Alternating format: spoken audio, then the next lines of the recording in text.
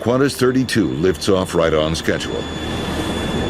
It's 10:01 a.m. The pilots are just 4 minutes into the flight.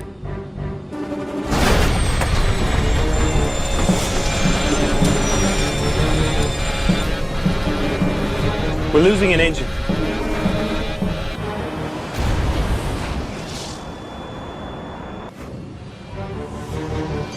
We've lost number 2. Holding 7,400 feet. De Crespigny wastes no time taking over control from the autopilot. 35 years of flying tells him what to do next. Matt, ECAM actions. On it. The captain assigns Hicks to decipher the ECAM data. He needs to evaluate every message and figure out how best to react to each one. Degraded pneumatics, hydraulics, electrics, power to the left wing shut down, flaps, slats, and ailerons are damaged but operable. Captain de Crespigny knows he's running out of time. The failures are mounting. He needs to get the damaged plane on the ground. That means turning around and heading back to Singapore. Singapore, Qantas 32.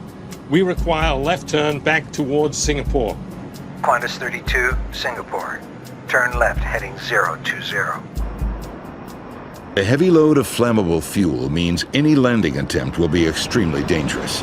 The pilots decide to circle near the airport until they can work out a plan. Dave, I need you to run the numbers on this landing. Check Captain Dave Evans is called into action. 3 engines, full load, all that.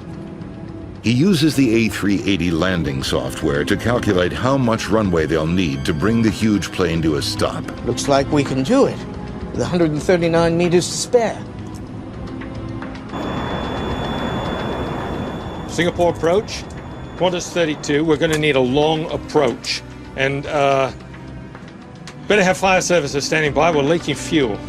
Roger, Qantas 32, you're cleared straight in on final, 20 miles. The 5 seasoned pilots now use everything they've ever learned about flying Flaps 3. to try to land their plane safely. Here we go. De Crespigny's ability to keep his plane lined up with the runway is severely limited. Singapore, what's the surface wind? 170 degrees at 5 knots. If the crew misses the runway, there's no way the crippled plane can go around for another try. Everybody ready?